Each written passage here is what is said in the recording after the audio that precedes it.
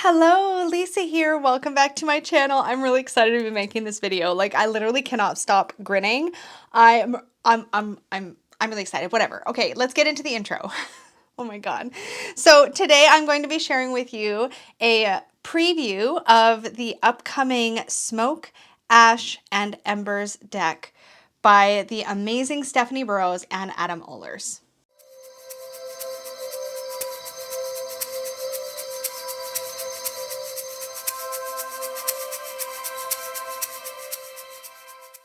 Hello, future me, popping into this video to interrupt my own content to share with you something really exciting I'm doing on this video. So before I get into all the nitty-gritty details, I think it's really important to point out that today's video is part of a fundraiser I am taking part in called #TeamSeas. In 2019, Mark Rober and Jimmy, Mr. Beast, both YouTube content creators here on this platform, started a fundraiser, or launched a fundraiser called #TeamTrees, and they raised over $23 million and planted over 23 million trees. Every dollar donated to that campaign meant another tree planted, which was super cool. This year, starting today, literally today, at the time my video goes live, a whole lot of other YouTube creators are going to be uploading other videos talking about TeamSeas, the new fundraiser launched by Mark Rober and Mr. Beast. The goal with TeamSeas is to raise $30 million on the understanding that the 501c3 nonprofits associated with this campaign, that is the Ocean Conservancy and the Ocean Cleanup, who are both registered nonprofits, will be splitting the proceeds 50-50 to clean up our beaches, oceans, and rivers. Every dollar donated will equal a dollar of trash and plastic removed from the beaches, oceans, and rivers of our planet. I'm really excited about this. As you guys know, I'm really passionate about the ocean, so this just came at the perfect time, and it was just a beautiful synchronicity. I had been working on this particular video for the Smoke, Ash, and Embers, and if you don't already know, Stephanie Burrows, the creator of this deck, along with Adam Ohlers, the artist, are environmentally conscious creators, and Stephanie was very passionate about working with environmentally friendly printers and doing everything she could to minimize the impact on the earth of the creation of both Oak, Ash, and Thorn, her previous deck, and Smoke, Ash, and Embers. And I just thought, what a beautiful synchronicity that the date that I had already planned to release this video was the date that #TeamSeas was going to be happening. I couldn't ignore what a beautiful synchronicity that was. And to top it off, my channel just rolled over 10K subscribers. Thank you all so much. I have never done a fundraiser here in this space. I thought, what better way to celebrate 10K than to participate in something that means so much to me and that could have such a great impact. Right now, this video is going to be loaded up with ads. I'm sorry, but also thank you, because I'm going to have some non-skippable ads in the beginning, which I typically don't allow on my channel, and I'm also going to have mid-roll ads throughout this video. I'm going to have quite a few. That doesn't mean that you'll see every single one, but I do ask that if you see an ad pop up to please watch it all the way through, unless it's obnoxiously long, and then feel free to skip it. Obviously, do what you're comfortable with, right? But I'm going to be donating 100% of the revenue that this particular video generates through ad revenue to #TeamSeas. And because I have no way to know how much money this particular video could make for the fundraiser, I'm going to be guaranteeing a personal minimum of $100. So no matter how much ad revenue we do or don't generate on this video, I will donate at least $100. But the more that you view the ads or engage with that content as this video rolls out, the more that you share it, the more that it gets seen, the more the ads get seen, the more revenue we can generate together. And I just think that's a really cool way to do this. Again, I don't like to put mid-roll ads on my videos, but I'm going to load this one up, and I ask for your patience and understanding because that is going to help us raise some funds for #TeamSeas. I'm still really, relatively speaking, a super tiny little YouTuber, so I don't know that my ad revenue alone is going to have a huge impact, but every little bit helps, and I'm just excited to mark the occasion in this way. Also, just to make things more interesting, I also reached out to Stephanie Burrows, and she has also mentioned that she wants to donate $100. So that's already a guaranteed $200 between the two of us. But to top that off, Peggy has agreed to donate 10% of all the money that is made on her Etsy shop this week to #TeamSeas. That's not 10% of profits. That's not 10% of like proceeds. That's like just 10% across the top of her gross, whatever comes in this week. So she's actually counting everything since Monday, and she's going to tally it up at the end of the week, Sunday night. So at the end of the day, Sunday, October 31st, 11:59 Pacific will be the cutoff time. all sales generated, she's going to take 10% of that, and she's going to also donate that to hashtag TeamSeas. And she's agreed to guarantee also a minimum of $100. So together, between Peggy and myself and Stephanie, that's $300 right there, and it can only go up from there. So I just wanted to pretty please ask that you put up with some ads if you feel so called, and if you don't feel any pressure. And if this cause moves you, if you want to take part directly in hashtag TeamSeas, then consider making a direct donation to TeamSeas. I will have all those relevant links down below. I will also have a link to all of the information about the measures that Stephanie took for Oak Ash and Thorn and the Smoke Ash and Embers deck to consider the environment with her production decisions that she made on both decks. I think that's worth taking a look at if you're considering pre-ordering this deck coming up this Sunday, October 31st. I think it's not always common to have a creator really consider the environment in such a mindful way, and I love that she did that. I love that that was a priority for her, and it's always made me feel really good about supporting her projects. So have a look at that link as well. I will have a link to TeamSeas, and crossing my fingers, I should qualify to have an actual donate button for the fundraiser on this video by the time the video comes out, but it had a 10K subscriber minimum. So I have just hit that milestone at the time I'm filming this little blip to go up. So hopefully, but if not, you can just navigate right to the website. I will have a link down below if you'd like to make a direct donation to TeamSeas. But just simply by watching this video, you're still contributing and you're still helping. And don't feel any pressure. And if you have YouTube Premium, so you don't see ads on your videos, don't worry, because that also generates a small portion of revenue which comes into the video, and that will be part of my donation to TeamSeas as well. I will report back to you guys what our final tallies were, but just know that that minimum is still going to be met no matter what happens. So participate in whatever way makes you feel comfortable, or don't if you're not comfortable. I am totally good either way.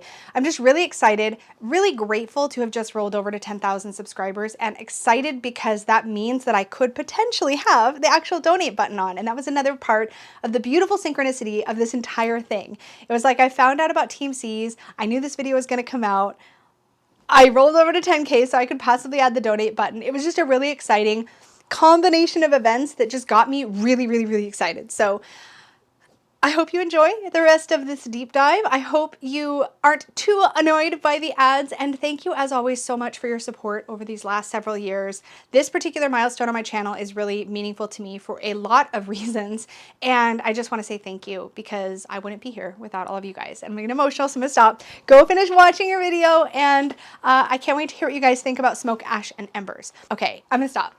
I'm gonna get to editing this video because I have some work to do. Okay, bye! Oh my goodness. Okay, so I have been excited about this deck ever since I got the Oak, Ash, and Thorn deck by the same pairing at Three Trees Tarot. That is, again, Stephanie Burrows, who conceptualized the deck as I understand it, and Adam Ohlers, the very talented artist. When we got the Oak, Ash, and Thorn deck, which you guys will recognize from my Tarot with Training Wheels course that I've been offering here on YouTube. If you haven't seen that course, I will link it up in the cards for you. It's a super beginners keyword-based course, just meant to get you started reading if you're brand new to tarot. So I will link that for you. But I love the Oak, Ash, and Thorn, and when we got this deck, inside of it was a bonus card called Possibilities. So beautiful, and it featured this gorgeous earthy dragon with the crow, the squirrel, little fox, and bunny all getting along beautifully, and oh my gosh. So it was teased pretty early on that this was going to be the next deck coming out of Three Trees Tarot, and so I had to have this here just as a little nod to, oh my god, I can't believe we're finally here. I have been stalking this deck since I knew it was going to happen. As many of you know, my wifey Peggy is a dragon. Just like I am a unicorn. So I'm really excited. You know what I mean? Like, we're just those are the archetypes that I think we really strongly enjoy, right? So I'm very excited about this, and I can't wait to get into it. So I have beside me the Oak, Ash, and Thorn in order because I thought what I might do is do some side by side of the two decks just for funsies. I don't know if I'll do that through the whole walkthrough or not, but I wanted that handy in order. Also, take a look at this delightful print card. Postcard, I don't know what you call this, that Stephanie sent me with this preview of the deck. Thank you so much, Stephanie, for letting me have an opportunity to peek at this deck. I am super excited. So if you don't already know, pre-orders for Smoke, Ash, and Embers are opening up on October 31st. I will have a link to the pre-order down below in the description box. If that link is not live yet, don't worry, I will update it as soon as the pre-order is live and I have an actual link to share with you. But check out this adorable dragon. And the first thing I thought of when I saw this, so this is a little dragon, like a little miniature dragon that's getting floated away on a dandelion, piece of dandelion fluff. And this was really exciting to me because I remembered in the Oak, Ash, and Thorn, in the Hanged Man card, our little mousy hanging out on a hanging out on a dandelion in the midst of a storm. And I loved the way that immediately I recognized this world. I was like, oh, I know this world. I know this world from Oak, Ash, and Thorn. So I'm very excited that the world is evolving to include dragons rather than just being an entirely new world. At least that's how I'm interpreting it just from this print. So yeah, I've been very good at not peeking too much at any like sneak peeks of art. So this is mostly going to hopefully be a delight and a surprise for me as we go through the deck. Also, look at how beautifully Stephanie wrapped this up for me. Such a sweet thing. So you should know, as I get into this, I really want to preserve this sticker because it's the cutest thing. How do I, oh my gosh, somebody who's better at this. Okay, I might have to do this off camera. Oh, sorry, I was going to get into disclaimers. So this is a prototype deck. Now what that means, usually with a prototype, and Stephanie confirmed this is true for this one as well, it's not a prototype deck that is made in the exact same way that the final deck will be made. So this will be a different printing process, not an exact match for cardstock. You know, there might be slight differences in color saturation and quality and things like that. So this is like a delicate operation here, guys. But I'm really invested in this adorable little Happy Mail squirrel sticker. But see, I got to put that in my journal now. But I think it's important to remember with prototypes that they aren't an exact duplicate. The artwork should be the same. Stephanie confirmed that, but the cards, the physical cards themselves should not be identical. Oh my God, I'm so excited. I'm such a dork. Oh my God. Okay, you just don't know. I've just been so excited. This feels lovely. I know it's not going to be the exact same cardstock, but we've got a little paper ribbon here. So usually my trick is to pull about half the deck and then the other half, and then I'm not risking tugging or pulling on anything that shouldn't be tugged or pulled on. So, oh my God, okay. All right, I've got it right side up. So this was actually upside down. I'm assuming that's upside down. Let me just double check. Oh no, that is, I think that's right. That's interesting. So our dragon is kind of doing a little flip, it looks like, or kind of dangling within the vines, because this is the upright. Okay, anyways, I'm going to zoom us in on that, but I just wanted to, oh, I'm so excited. So obviously on my prototype deck, you can see right away that the corners are pointy. So I will probably round those off of this prototype deck. But in the meantime, let's get zoomed in. It's so pretty. I want to try to not be so zoomed in that if you watch this on a different orientation, it doesn't cut anything off. Okay, so right away, this backing is adorable. It's like black, it reminds me of blackberries, but it's got these like purple flowers and all these thorns.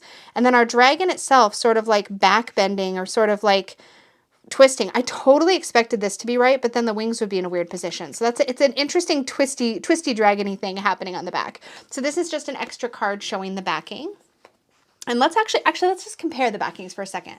So this is the backing of the Oak, Ash, and Thorn. Card size on this prototype deck is the same. And the cardstock feels kind of similar. This feels slicker, but again, this is just prototype cardstock, so it's not going to be, I'm assuming that it's going to be very similar cardstock to the Oak, Ash, and Thorn once it's printed properly. Oh my God, I'm so excited. Can you tell I'm excited? Okay, we're gonna talk about it. I'm not gonna belabor cardstock quality or anything like that. Like I said, this version feels really nice. Like if this was the finished version, I'd be pretty pleased with it.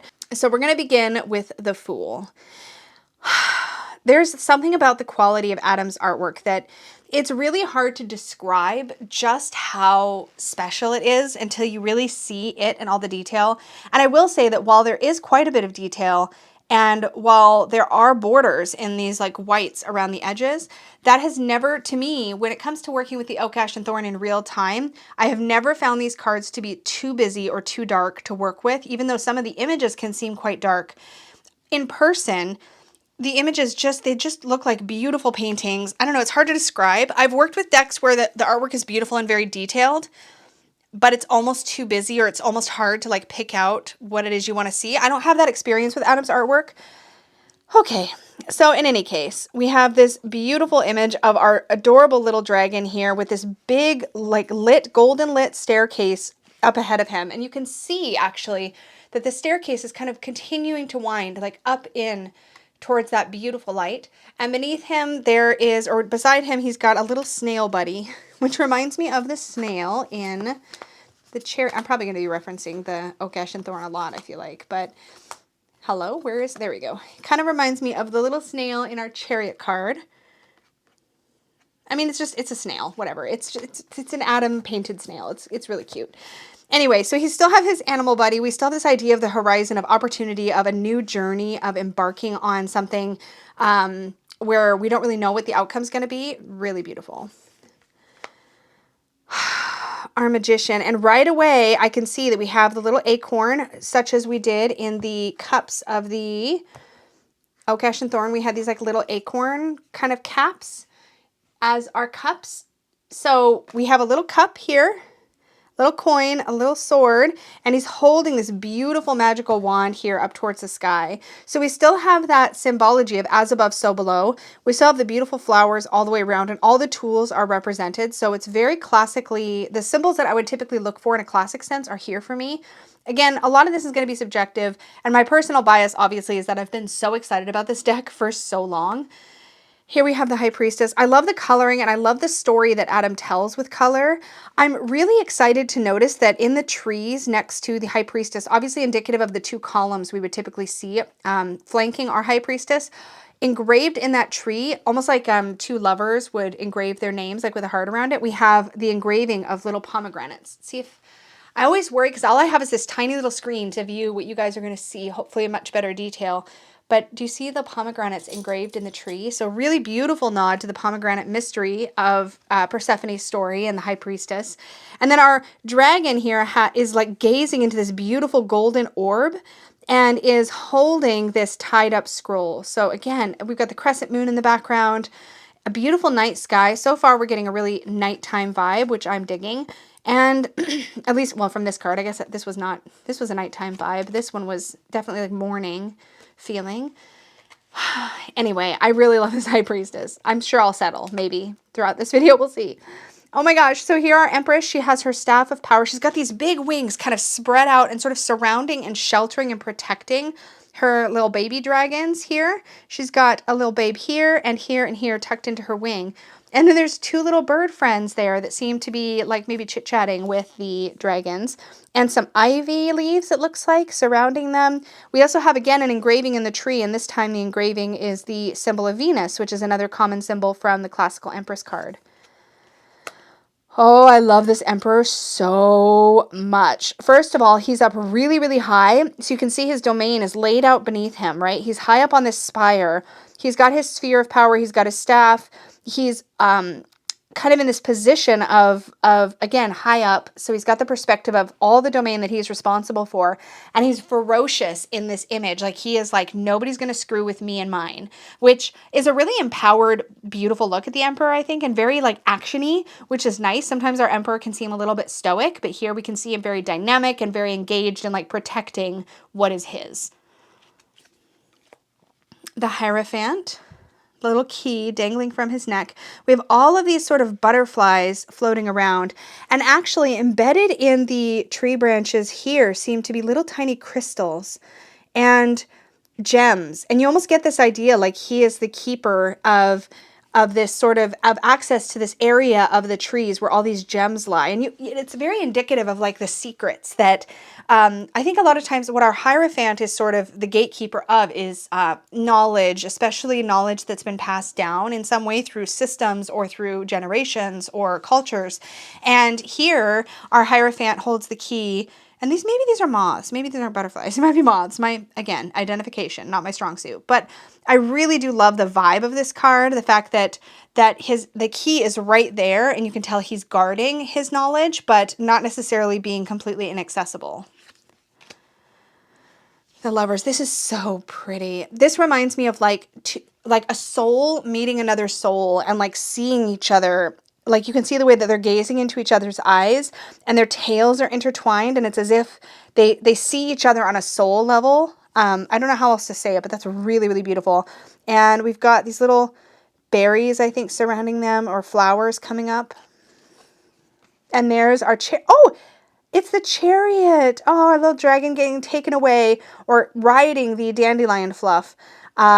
Such a beautiful image for the chariot, and this idea that like he can steer that little bit of fluff to where he wants to go.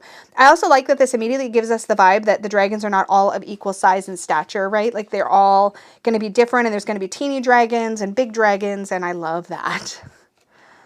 Oh my God, look at this strength card.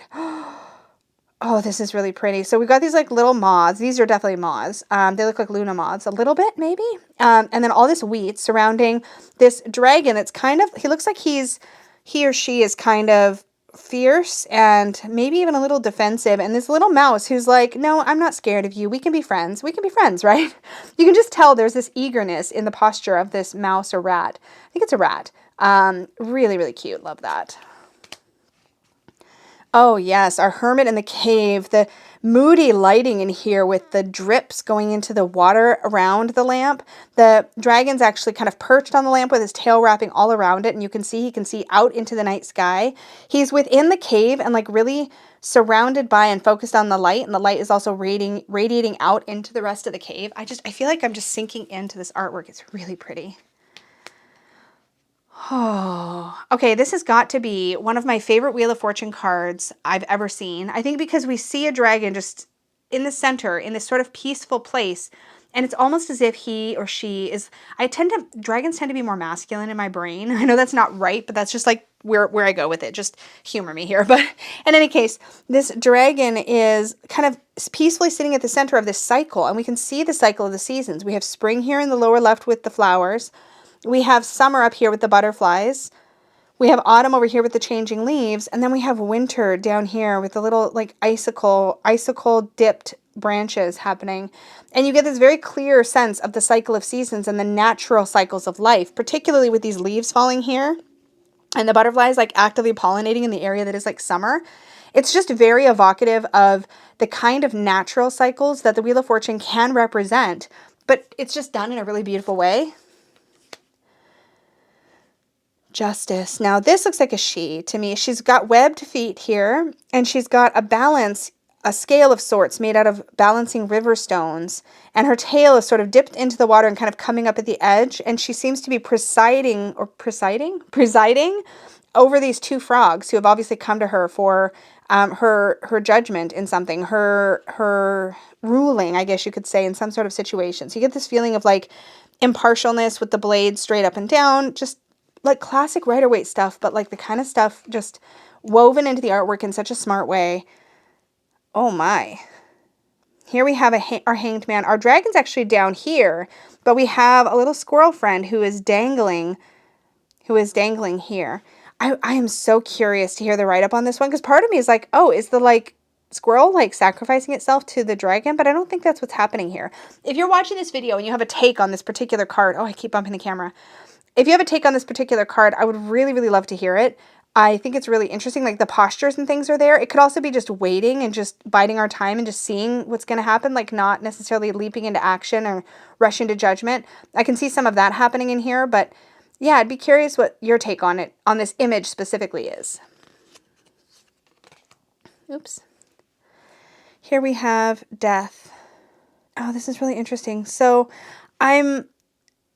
we have our central dragon who's looking at this flower that seems to be blooming in the center with this golden light sort of radiating around it, right?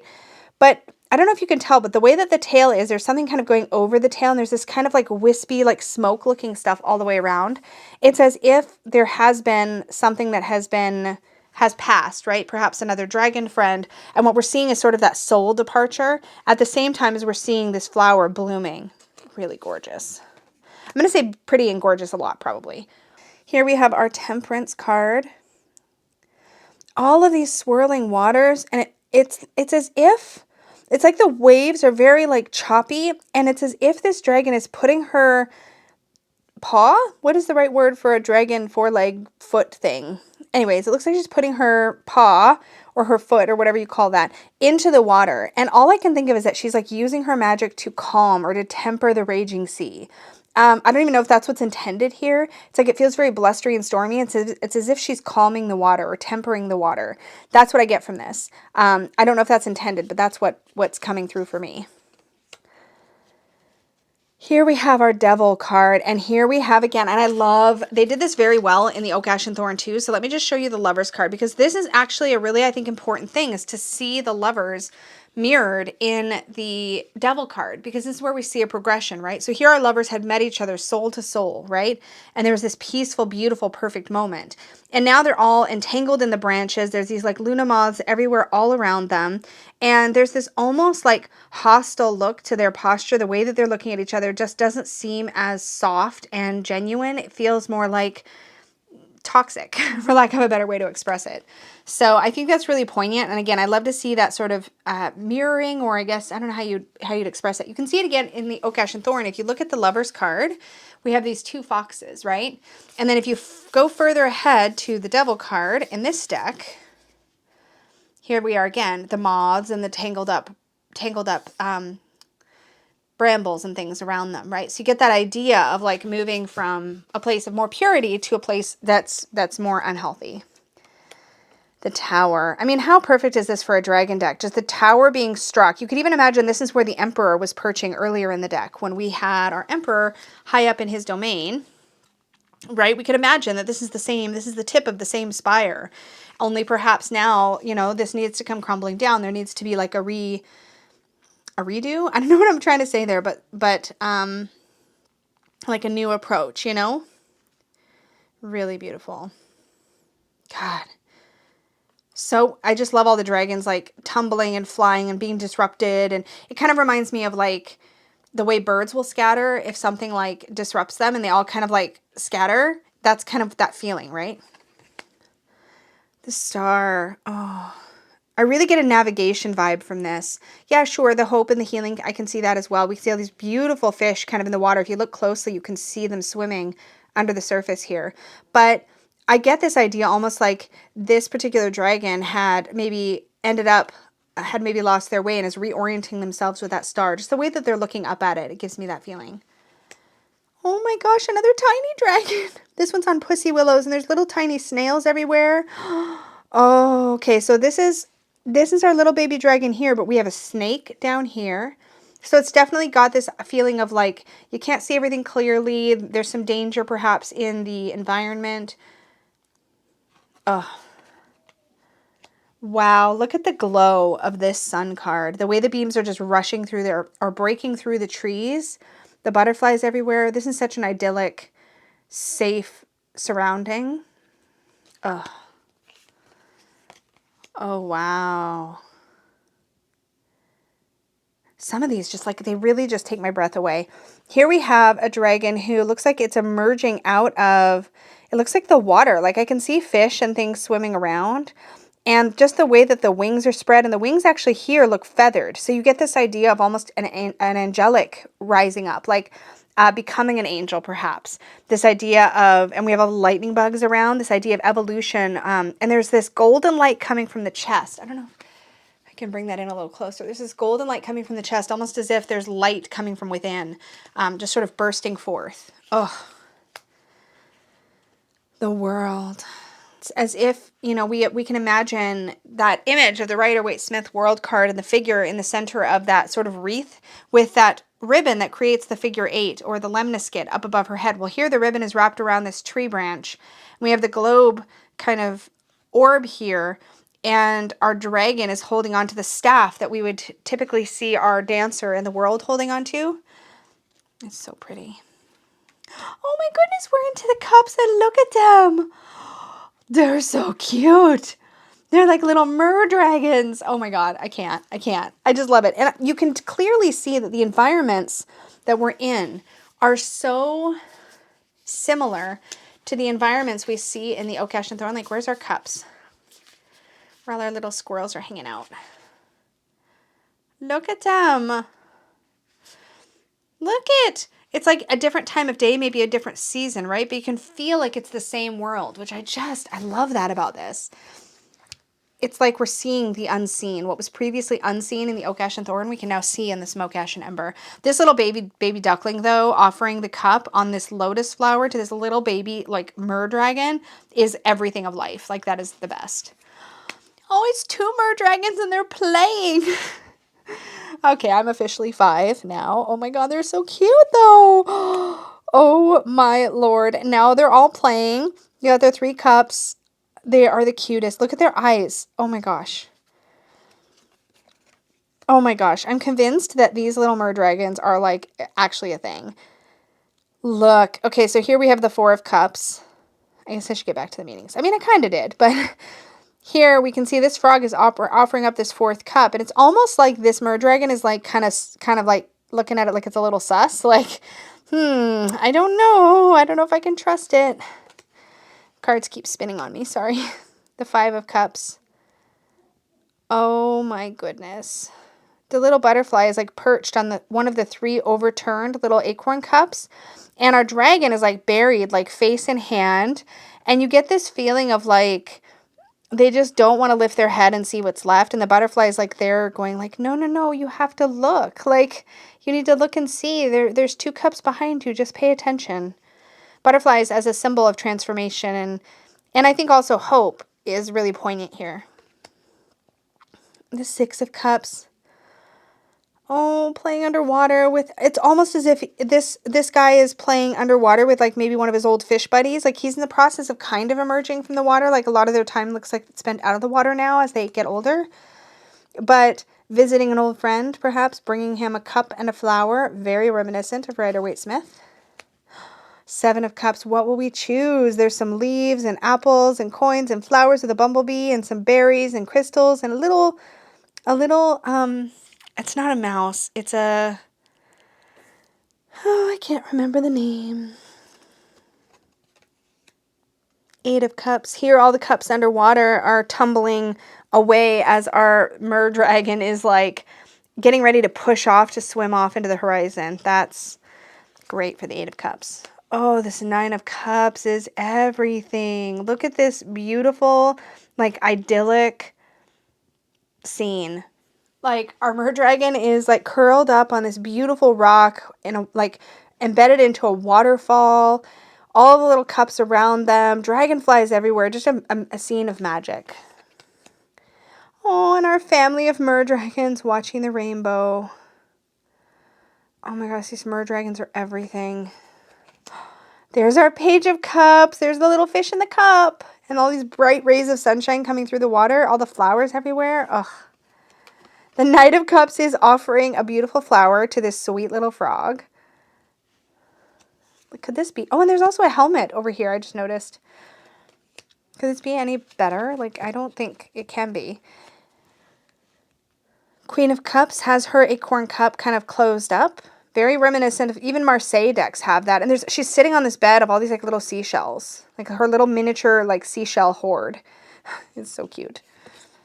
And our King of Cups, even though the storms are raging, he's confident that he can manage, that he can handle it. The fish all around are kind of like listening. You get the idea that he's kind of ruling them or leading them in some way. Pentacles next. Okay.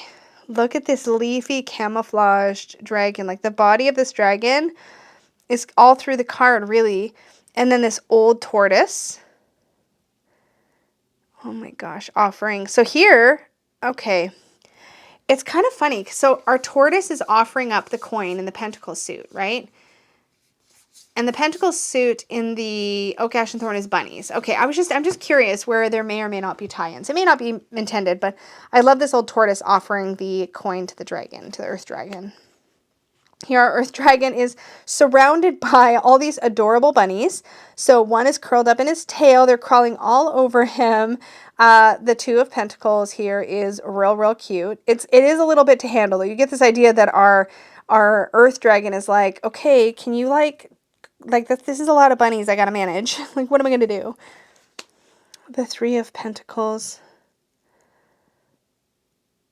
Oh, it looks like they might all be taking turns. Oh yeah, they're building the nest around these eggs, perhaps bringing little branches. No, maybe not building the nest. They're bringing little branches for this little fire to keep these dragon eggs warm. So they're helping to keep everything going. So there's that collaborative energy of the 3 of Coins or Pentacles. The 4 of Pentacles. Holding on to our resources, little bumblebees everywhere. You almost get this idea that the bumblebees are like, yeah, we're supposed to be collecting. Of course, we collect these pentacles, we collect these coins, and the bees may be a reminder that there's more to do, that, you know, maybe there's more to be mined, or I don't know what I'm trying to say. My words are sticking. The 5 of Pentacles. Aww, it's like cold and rainy, but his nostrils are like smoking, as if, you know, he has the ability to dry himself off and to, it almost looks like there's like little bandages wrapped around him. Poor little guy. But you get this feeling like he could get help, or he could help himself, because he's got fire. He doesn't have to be cold and wet. So there's almost a little bit of wallowing energy to this card. Like, you can, buddy, you've got resources. Okay, this is fantastic. So here we also have some smoking, excuse me.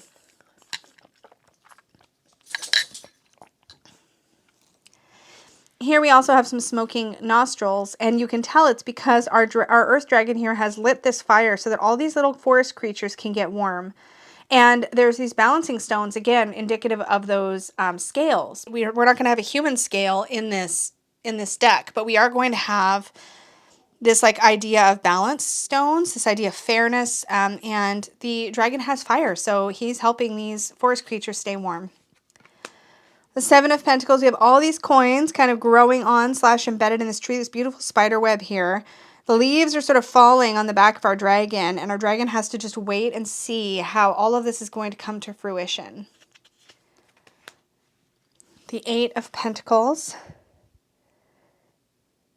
Oh, he's mining. He's literally digging out this gold, or these coins, or this treasure from wherever he's been digging, and repetition is building him more resources. And the 9 of Pentacles, she's safe in her cave. She's got lots of wealth, lots of sunshine, safety and security. Really pretty. And the 10, we have our dragon sort of legacy situation happening here. We have all the coins engraved in the tree branches. We have a thriving family of dragons here. The Page of Pentacles, looking at and curious about that coin. The Knight of Pentacles, there's our helmet, looking after the coin, sort of guarding it, perhaps ferrying it someplace. The Queen of Pentacles, she has these little ladybugs crawling on her, which is so cute. There's a rose or roses engraved in these fence posts. A little bunny here. You definitely get the idea that she is a caretaker of this area of land. And the King of Pentacles, it's almost like there's these logs here, and for a moment it almost looked like there was like an engraving in the end of the log, but I think I was just kind of seeing that. I'm not entirely sure. What we really see here, what we get from this card, or at least what I get from this card, is this idea of a forest that is well established and aged. We have lumber or tree branches that have fallen over and are growing mushrooms, which is a natural part of the evolution of the forest. And our dragon seems very comfortable here, taking care of his land. Oh, and here we have the crow offering the sword here to this dragon, which reminds me of a sleeker, more grown-up Toothless from How to Train Your Dragon. I love that image so much. And again, I love how it seems like there's this tie-in. It almost feels like the handing off of the suit from the Oak, Ash, and Thorn to the dragons. You know what I mean? Like, if we look at the Ace of Swords here, we have our crow friends. I know my hands are getting in the way, and I'm sorry. I'm so in this, like, personally invested for myself too. Here we have the 2 of Swords, and our dragon is sort of curled up beneath these 2 swords crossed over her. So they're really quite threatening in that place, right? We often see that the swords are around the neck of our human in a traditional Rider-Waite-Smith. There's also what look like to me to be poppies all around, which can really make it feel very like sort of sleepy and subdued. I'm totally picturing Dorothy and the Wizard of Oz and in the field of poppies. And we have the little snail friend. Our dragon is blindfolded. So again, very Rider-Waite-Smith, but there's a lot to kind of peek into in this card. The 3 of Swords. I like that the swords are in the ground and not stabbing anything. That's wonderful. There seems to be lots of little floating bits of dandelion fluff in the air, which is super interesting. This idea that there's wishes and hope to be had, but perhaps there's been some struggles. The Four of Swords, our dragon is having a little rest here on this tree branch. And you can see the sword engraved this direction on the branch that our dragon is resting on next to his crow friends. And then the 3 upright swords up here. So again, very not like just some really classic, I don't know if classic's the right word. Some very well done hints of the original Rider-Waite-Smith. Here we have the 5 of Swords, and this dragon has obviously chased off the other 2 dragons and taken all of their swords. The 6 of Swords. Oh, this is really interesting. The feeling I get from this card, so we have this dragon sort of out here on this rock, looking like almost like he's stuck, right? And there's a sweet little bird, and these swords are all stuck into the water, and it's almost as if the bird is like showing the dragon how he can get out of that situation, like how he can move forward, move away from the dark and into the light. Because here our trouble and our darkness is behind us, and all the golden light is down here. The 7 of Swords, he has a sneaky look on his face, and we've got a crow in the distance as if maybe he's sneaking off with the crow's swords. 8 of Swords. All of these swords are lying down on the ground, and our dragon is probably perfectly safe. He just needs to get up and fly away, but he's let himself get kind of tangled up and kind of gotten defeated. The 9 of Swords. There's a lot of imposing energy with all these swords stuck into the tree branches above him. And the 10 of Swords. Oh. Nothing is stabbing the dragon, but he does look like defeated, you know? Oh, and there's another 10 of Swords. Oh, okay, so we have an alternative. So this one, he is being stabbed. Not a fan of that. I'm glad that there is an alternative. I'm assuming that's going to be an option in the final version of the deck. It really depends on how you want to read. In this particular, I often will keep this kind of a 10 of Swords depending on the artwork, but I think in this deck I would keep this 10 of Swords in it. And for now, I'm going to pull this one out and set it to the side and move that one over. Page of Swords. I love the air energy in this with the birds flying behind and the movement in the clouds. Ooh, our Knight of Swords is literally diving down from like high up. You get the idea that he's like plummeting down? Oof. Our Queen of Swords looks like she's literally holding counsel with all of these forest creatures. I love that for her. And the King of Swords is sort of got this very high up perspective, which I think is so great because, of course, the King of Swords energy is often somebody who has that big picture thinking going for him, right? And the butterflies here are engraved in the stones. Oh my goodness. Onto the wands. The Ace of Wands is being offered by a fox. Another nod, to, in my opinion, from the Oak, Ash, and Thorn. This handoff process I think is really powerful and beautiful. I love that our fire dragons seem to be red so far. So we have the 2 of Wands, and this, to me, this idea of sort of looking out into the forest and like what is possible, what's next. The 3 of Wands, we can clearly see our path, and we've begun to take the first tentative steps along it.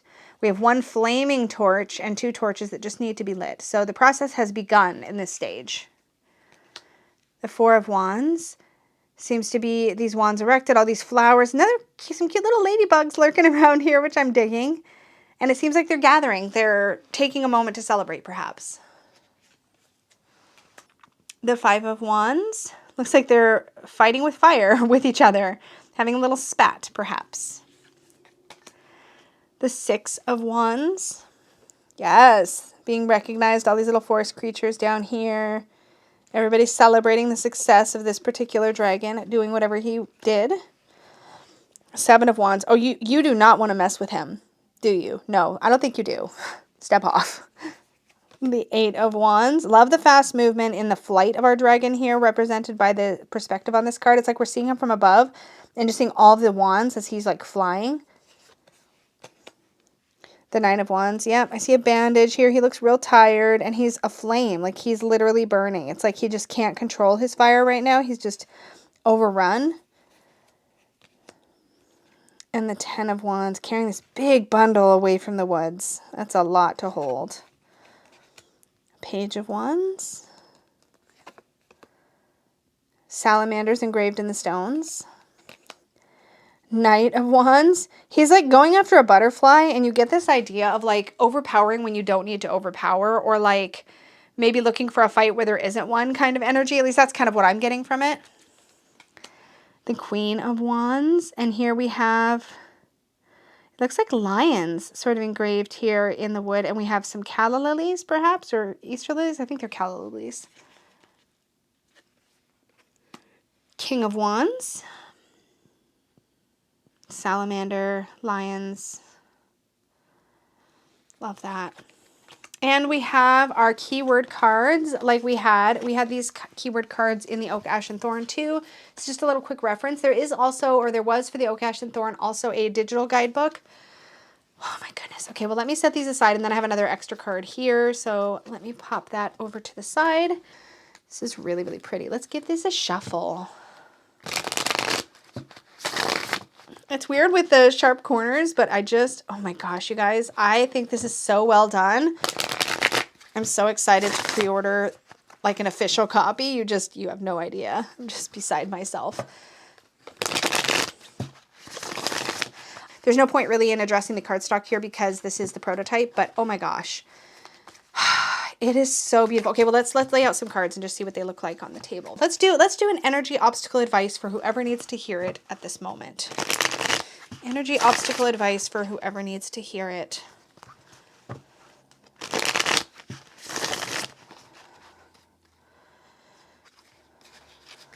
Energy, the High Priestess, obstacle, 7 of Pentacles, and our advice card is the 9 of Wands. So let's give a little zoom in. Zoop. All right, so energy, maybe this is the week ahead or the day ahead or the month ahead, whoever needs to hear it. The High Priestess to me is a reminder to dig a little deeper. Don't necessarily take everything at face value, but listen to your intuition and your gut. There's definitely some things going on in the upcoming time that could be indicative of more happening. Like think about what's visible, like with the conscious mind versus what's not so visible, like the subconscious mind. That's what I'm getting from the High Priestess here. A reminder to look a little deeper into things, just in general in the upcoming week or month, just to be more aware of those gut feelings and those things that are a little harder to quantify, but that are still really important to pay attention to. Our obstacle for those who need to hear it, the 7 of Pentacles, really a need for patience. Things don't always come about when we think that they're going to or in the way that we think that they're going to. Sometimes we have to trust that the seeds that we've planted will bear fruit, and then we just have to see how it's going to turn out and trust that what we've done, we've laid the proper groundwork and that everything's going to be okay in whatever form it's going to be. And finally, our advice, the 9 of Wands. You know, I think it's going to be important to stay the course even when it feels kind of exhausting. Like we're maybe feeling a little run down, or maybe feeling a little depleted, but just like I said, stay the course. We'll get there in the end. I think a lot of this really speaks to a month or a week or whatever of maybe some uncertainty, and maybe things look like they might be going a little bit funny. And it might just really be about staying the course, staying on our path, trusting ourselves, and not jumping to conclusions, not rushing to make drastic changes, but seeing things through and understanding that the way it looks now may not be the way that it is in the end. That's what I would get from that 3-card pull. What a beautiful deck. Oh my gosh. So thank you again to Stephanie of 3 Trees Tarot for sending me this so that I could take a look and share it with all of you. It's so beautiful. That is a little preview of the Smoke, Ash, and Ember deck. Again, I will have the pre-order information down below, or I will add it as soon as it is available if it's not already in the description box. Thank you all so much for spending time with me here on this channel. As always, please do click the like button if you enjoyed this video or you found value in it. Subscribe if you're new here, and don't forget to click that notification bell so that you are notified of all my future videos and live streams. Thank you all so much, and may your magic always shine from the inside out. Bye, guys.